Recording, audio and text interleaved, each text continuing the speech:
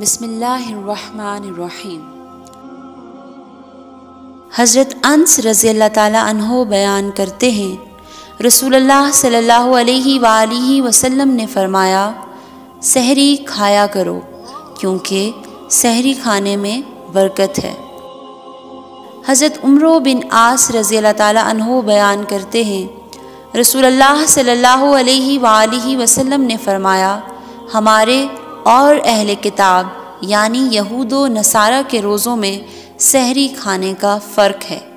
سیدنا ابو سعید خدری رضی اللہ تعالیٰ عنہ بیان کرتے ہیں، رسول اللہ صلی اللہ علیہ وآلہ وسلم نے فرمایا، سحری کا کھانا بابرکت ہے، اس لیے اس کو نہ چھوڑا کرو، خواہ پانی کا ایک گھونٹ ہی پی لیا کرو، بے شک اللہ تعالیٰ اور فرشتے سحری کھانے والوں پر رحمت کرتے ہیں، یعنی اللہ تعالیٰ رحمت بھیجتا ہے اور فرشتے رحمت کے نزول کی دعا کرتے ہیں۔